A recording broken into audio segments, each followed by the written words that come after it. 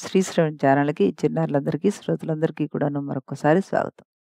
నిన్న మొన్న కూడాను మనం శ్రీరాముడు సీతాదేవికి పుష్పక విమానంలో తీసుకువస్తున్నప్పుడు దారి వెంబట ఏమేమి జరిగాయి? ఆవిడ వెళ్ళిపోయిన తర్వాత ఏమేమి జరిగాయి? ఆవిడతో కలిసున్నప్పుడు వాళ్ళిద్దరికీ సంబంధించిన మధుర జ్ఞాపకాల్ని గుర్తు చేసుకుంటూ ముందుకెళ్తున్నారు గదా! ఈరోజు ఇంకా ఆయన ఏం చెప్తున్నారు ఆవిడకి? నిన్నంతా గంగా నది, యమునా నదితో కలిసి ఏ విధంగా మనకి రకరకాల వర్ణనలతోటి ఒకసారి ముత్యాల హారంలా కనబడిందన్నారు. నల్ల కలువలు కూర్చిన తెల్ల తామరల మాదిరిగా ఉందన్నారు. ఇంకొకసారి ఏమన్నారు? అంటే యమున కొంచెం డార్క్ కలర్‌గా కనబడిందన్నారు. గంగ ఏమో తెల్ల రంగులో ఉందన్నారు. ఇలా అన్ని రకాలుగా వర్ణించుకుంటూ వచ్చారా? నల్ల తాచు మీద విభూతిలాగా కూడా ఉంది అన్నారు. శివుని శరీరంలాగా కనబడింది అన్నారు. ఇంకా ఏం చెప్తున్నారిక్కడ? ఈ గంగా యమున సంగమంలో స్నానం చేసి పవిత్రాత్ములైన వారు తత్వజ్ఞులు కాకపోయినా శరీర త్యాగానంతరము మళ్ళీ వాళ్ళు జన్మించరు అంటూ కూడా చెప్పారనమాట. తర్వాత ఏం చెప్తున్నారు? ఇది గుహుడి నేలైన శృంగబేరీపురం. ఇక్కడ నేను శిరోభూషాలను వదిలి జడలు దాల్చినప్పుడు సుమంత్రుడు కైకేయి నీ కోరికలు ఫలించాయి కదా అని ఏడ్చాడు అంటూ సుమంత్రుడు ఎవరు రథాన్ని తీసుకొచ్చాడు కదా మంత్రి ఆయననమాట. ఆయన గురించి చెప్పి మళ్ళీ గుర్తు చేశాడు. ఇది బ్రహ్మ సరస్సు. ఇక్కడ యక్షవనితలు స్నానం చేస్తూ ఉండేవాళ్ళు. బుద్ధికి అవ్యక్తంలాగా సరయూ నదికి ఈ సరస్సే ప్రధాన కారణమని మహర్షులు చెప్తూ ఉంటారు. ఈ సరయూ నది యూపస్తంభాలు నాటిన తీరంతోటి ఒప్పారి ఉంది చూసావా? అంటూ ఆవిడ చూపిస్తున్నారు. తర్వాత ఏమన్నారు? అశ్వమేధ యాగాంతంలో అవబృధ స్నానం కొరకై దిగిన ఇక్ష్వాకు రాజుల చేత పావనతరం కావింపబడిన జలాలను అయోధ్య నగరం చేత ప్రవహింపజేస్తోంది అన్నాడు. అని నా తల్లి కౌసల్యలాగానే మాన్యుడైన ఆ మహారాజుతోటి వియోగం పొందిన ఈ నదీమ తల్లి చిరకాలానికి తిరిగి వచ్చి నన్ను చల్లని గాలితో కూడిన తరంగాలనే హస్తాలతోటి కౌగిలించుకుంటోంది అంటూ ఆ నది మీద నుంచి ప్రయాణం చేస్తున్నప్పుడు చెప్పారు రాముల వారు.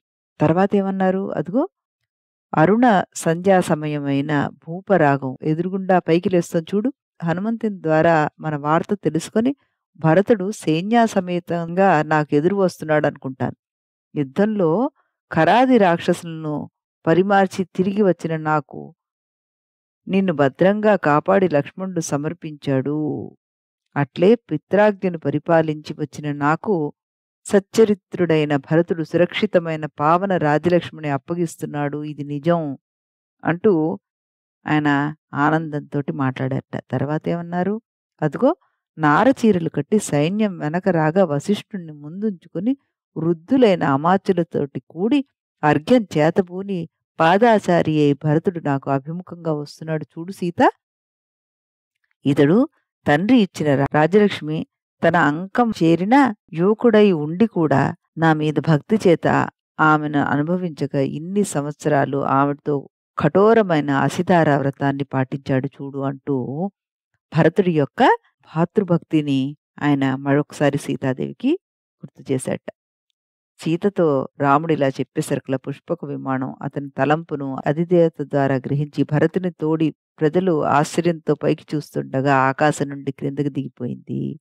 అప్పుడు సేవా నిపుణుడైన సుగ్రీవుడు రామునికి హస్తావలంబనం ఇచ్చాడు. అంటే చేయి పట్టుకుని దింపాడనమాట. విభీషణుడు ముందు నడుస్తూ దారి చూపించాడు. నేలకు దగ్గరై స్ఫటిక సోపాన మార్గాన్ని అనుసరించి రాముడు విమానం నుండి క్రిందకి దిగాడు.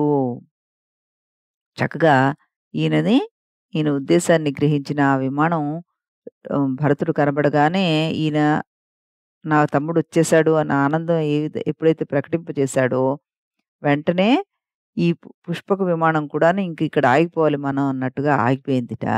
అప్పుడు ఈ సుగ్రీవుడు, విభీషణుడు ఇద్దరూ కూడాను ఆయనకి చెయ్యందించిన వారు ఒకరు, ముందుకు దారి చూపించిన వారు ఒకరు కాగా ఆయన విమానం నుంచి కిందకి దిగారు అంటూ చెప్పుకొచ్చారనమాట ఇక్కడ కవీశ్వరుడు.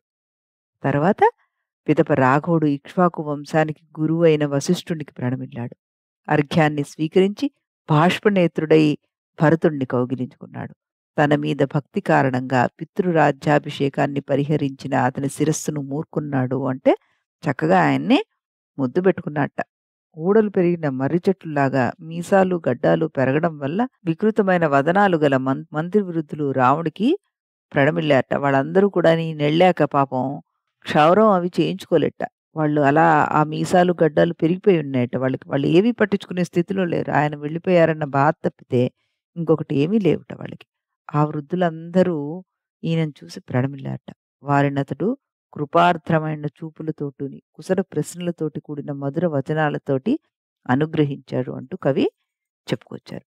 ఈ కపీశ్వరుడు నాకు ఆపదలో బంధువు. ఈ పౌలస్తుడు సాగరంలో నాకంటే ముందు శత్రువుడితో తలపడ్డాడు అనే ఆదరంతోటి రాముడు సుగ్రీవుణ్ణి, విభీషణుణ్ణి భరతునికి పరిచయం చేసుకుంటూ వచ్చాట. అంతటా భరతుడు లక్ష్మణుణ్ణి సంభావించక ముందే వారిరువురికి నమస్కరించాడు. తరువాత సౌమిత్రుణ్ణి కలుసుకుని నమ్రశిరస్సుడైన అతన్ని లేవనెత్తి ఇంద్రజిత్తు దెబ్బల చేత గాయాలు కాచిన అతని వక్షస్థలంతో తన భుజమధ్యం రాపిడి పొందేట్లుగా గాఢంగా హత్తుకున్నాడు లక్ష్మణుడు అంటూ చక్కగా లక్ష్మణ భరతుల మధ్య ఉన్న అన్యోన్య బంధాన్ని కూడాను ఇక్కడ ఆయన వివరించి చెప్పారనమాట.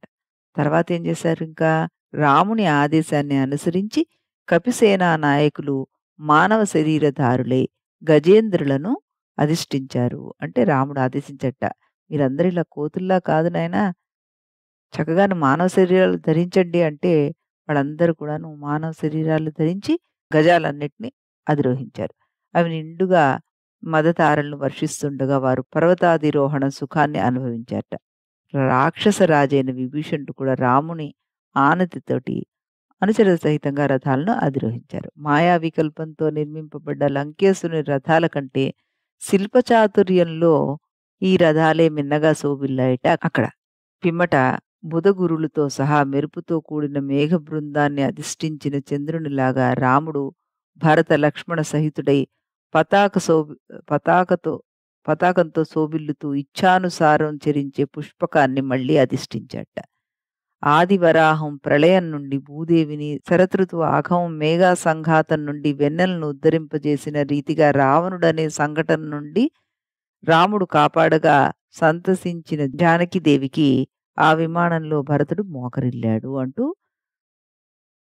వదిలని ఆయన ఏ విధంగా ప్రణమిల్లాడో కూడాను అక్కడ కవి వర్ణించారు. తర్వాత లంకేశ్వరుని ప్రణామాలను త్రోసిపుచ్చి దృఢవ్రతం పూరిన జనకసుత చరణద్వయం వందనీయం అయిపోయింది ఆయనకి అంటూ ఆయన అద్భుతంగా వర్ణించారు అక్కడ. అగ్రజుణ్ణి అనుసరించడం వల్ల సచ్చరిత్రుడైన భరతుని శిరస్సు జడలు కట్టిపోయింది.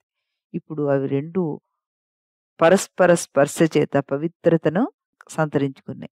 ప్రజలు ముందు నడుస్తుండగా విమానం మెల్లిగా పయనిస్తూ అరకోసు దూరం వెళ్ళింది. అక్కడ శత్రుఘ్నుడు ఏర్పాటు చేసిన పటభవనాలు గల అయోధ్య నగరం మహోద్యానంలో రాముడు విడిది చేశాడు అంటూ చెప్పుకొచ్చారు కవీశ్వరుడు.